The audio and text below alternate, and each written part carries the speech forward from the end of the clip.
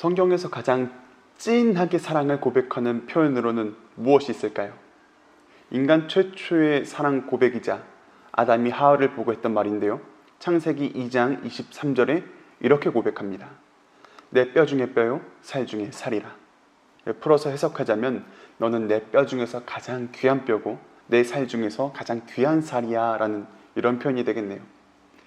이것이 아담의 찐 고백이 될 수 있었던 이유는 실제로 하와가 아담의 몸에서 나왔기 때문에 그래요. 창세기 2장 21절을 보면 하나님께서 하와를 만드시는 장면이 나와요. 여호와 하나님이 아담을 깊이 잠들게 하시니 잠들매 그가 그 갈빗대 하나를 취하고 살로 대신 채우시고, 하나님께서 아담에게 수면 마취를 거세요. 그리고 그의 갈빗대 즉 늑골을 하나 떼어 가시는 거죠. 그리고 그 아담의 뼈를 가지고 하와를 만드신 거예요. 그리고 수면 마취에서 깬 아담이 하와를 보니까 딱 알겠는 거죠. 그녀가 나와 한 몸이었음을 본능적으로 깨닫는 거예요. 내 신체의 일부에서 그녀가 만들어졌음을 아는 거죠.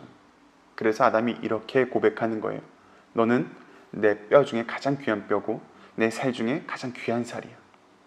아담은 이 고백을 통해서 하와가 자신의 일부임을 나타내고 있어요. 그러니까 애초부터 남이 아닌 우리로서, 그리고 너가 아닌 나로서 보았던 거예요. 이러한 배경 속에서 성경은 한 쌍의 부부를 이렇게 표현해요. 창세기 2장 24절에 이러므로 남자가 부모를 떠나 그의 아내와 합하여 둘이 한 몸을 이룰지로다. 남자와 여자가 결합한 최초의 가정을 가리켜 한 몸이라고 말하는 거예요. 그러나 오늘날에는 한 몸으로서 가지는 가정의 가치가 파괴되고 있어요. 현재 우리나라는 이혼 건수는 한 해 약 10만 건이 넘어가요. 인구 2,000명 중에 한 쌍씩 이혼을 경험한다는 거죠. 우리나라 평균 초혼 연령은 30대 초반이에요. 그리고 평균 이혼 연령은 약 40대 중후반에 있어요. 그러니까 평균치로만 본다면 대략 10년간 결혼 생활을 하다가 이혼을 하는 케이스가 많다는 거죠. 그렇다면 이혼 사유는 무엇일까요? 통계청에서 발표한 자료에 의하면 2019년도 조사를 기준으로 이혼 사유 1위는 성격 차이라고 말해요. 그럴 수 있어요. 결혼은 서로 다른 두 사람이 만나서 하나의 가정을 이루는 거예요. 자라온 환경, 생활 패턴, 성격, 그리고 가치관이 모두 다 다를 수 있는 거죠. 그리고 이것들이 가족이 되어가는 과정에서 많은 갈등으로 나타나게 돼요. 결국 서로의 간극을 줄이지 못하고 다름을 인정하지 못해서 이혼까지 가는 경우가 생기는 거죠. 그런데 여기서 우리가 한 가지 생각해 봐야 될 것이 있어요. 그렇다면 아담과 하와도 성격 차이가 있었을까요? 아담과 하와는 연애 결혼이 아니에요. 그렇다고 선을 보고 결혼한 것도 아니에요. 그냥 어느 날 눈 떠보니까 내 옆에 이 사람이 있는 거예요. 외모를 따지고 성격을 따지고 지방과 조건을 따질 여지가 없이 그냥 한평생 같이 살아야 될 배우자가 정해진 거예요.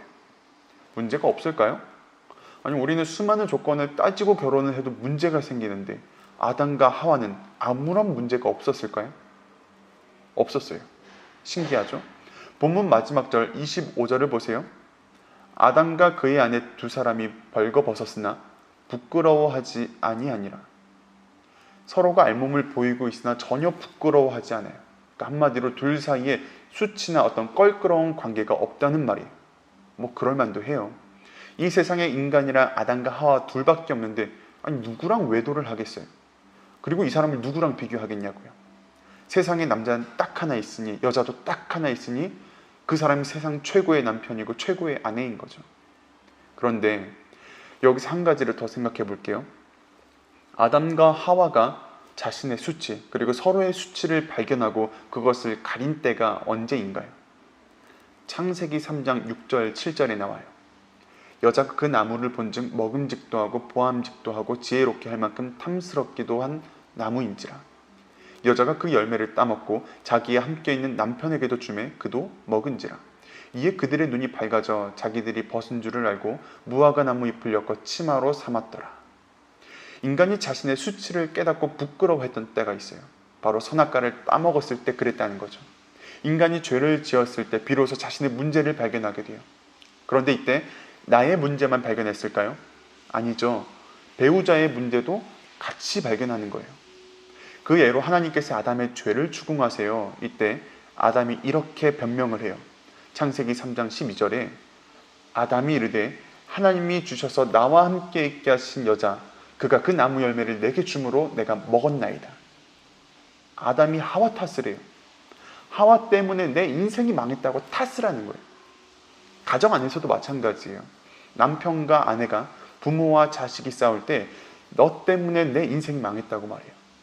싸움의 모든 문제의 원인이 너 때문이라고 말하는 거죠. 전형적인 죄인의 모습이에요. 부부가 서로 다름을 인정해야 하는 건 맞지만 여러분, 남자와 여자는 생각하는 구조 자체가 달라요. 그래서 평생을 가도 서로의 생각을 완벽하게 이해할 수 없어요. 그러나 동시에 우리가 서로 인정해야 될 또 다른 사실이 있는 거예요. 그것은 둘 다 죄인이라는 거예요. 우리는 다 죄인이에요. 어쩔 수 없는 죄인이에요. 이건 부정할 수 없는 사실인 거죠. 죄인과 죄인이 만나 가정을 이루었으니 어때요?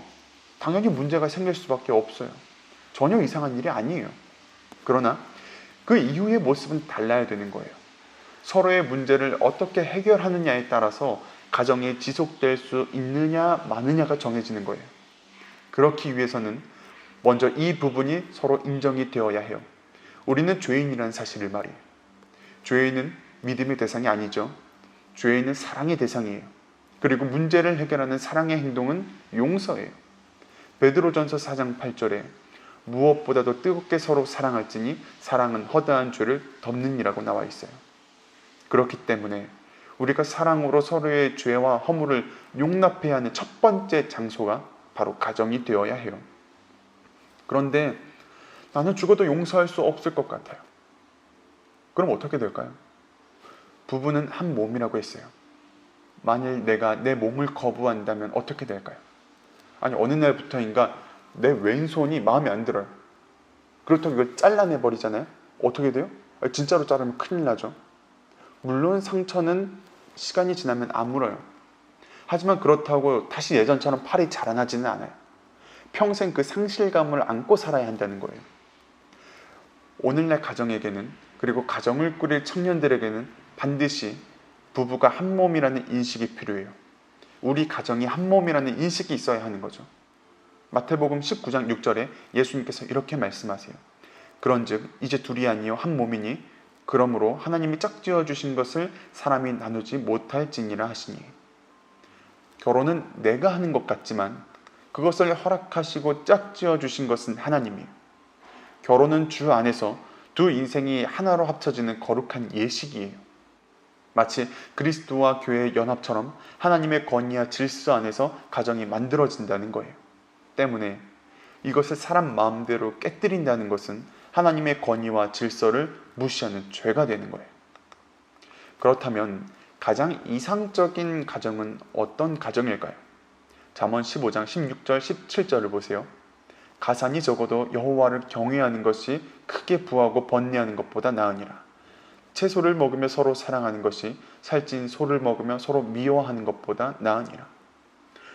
가정의 외형을 꾸미는 것보다 내실을 다져야 돼요. 그 내실이라는 것은 결국 두 가지를 요약이 돼요. 첫째는 하나님을 경외하는 것이고 둘째는 서로가 사랑하는 것이죠. 마치 예수님께서 말씀하신 새 계명과도 같아요. 하나님 사랑, 이웃 사랑이 가정 안에서 먼저 시작이 되어야 하는 거죠. 아담과 하와를 한 몸 되게 하신 권위, 그리고 오늘날 부부를 한 몸 되게 하신 권위, 가정을 한 몸 되게 하신 권위, 모두 하나님의 권위예요. 그러한 하나님의 권세 앞에서 내 가족을 내 몸과 같이 사랑할 수 있는 그런 은혜가 저와 여러분에게 있기를 주님의 이름으로 축복합니다.